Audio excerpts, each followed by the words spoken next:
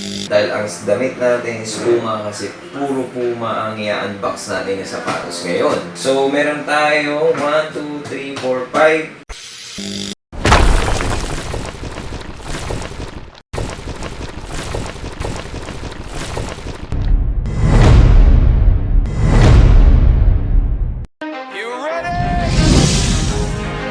Start na po tayo. So, para sa first box natin, Ferrari Drift Cut Delta. 7.5, 41, 8.5 sa US, 26.5 cm.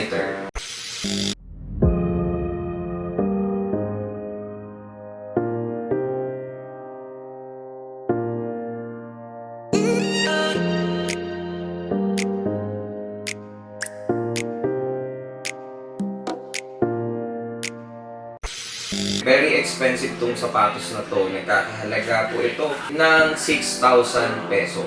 So ito naman, yung second box na i-unbox natin is yung Ultra Play TT. So ito po ang Ultra Play.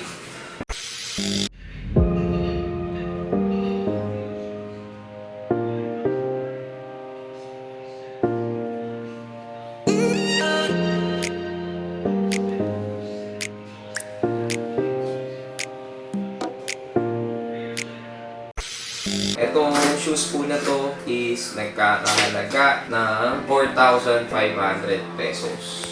Yan, para sa pangalawang box na in-open natin, ito po para sa pangatlo. Another Ferrari R-Cut. So, another Ferrari shoes na naman po.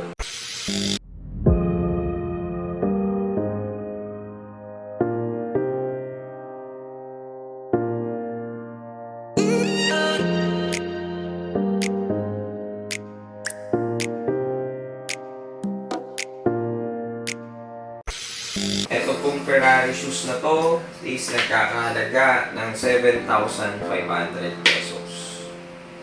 At ito naman po, another Ferrari Cut RL Nitro. So yung tatlong shoes na nakita natin, puro Ferrari.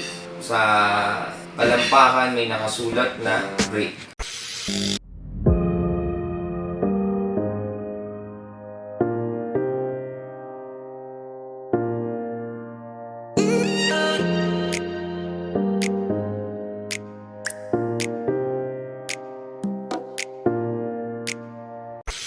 Ang halaga naman po nitong Ferrari size 11 is 8,000 pesos. Para dito naman po sa last but not the least pero walang laman, Power Frame TR2.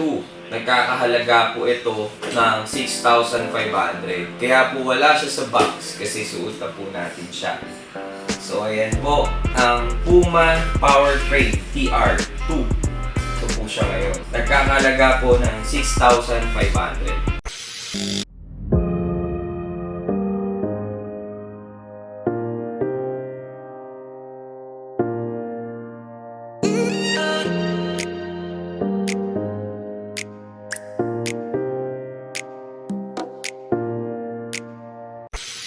Sa susunod na vlog natin ulit, kita-kits po tayo sa another unboxing ng mga sapatos o tsinelas sa mga susunod pa. Good morning, good afternoon, good night.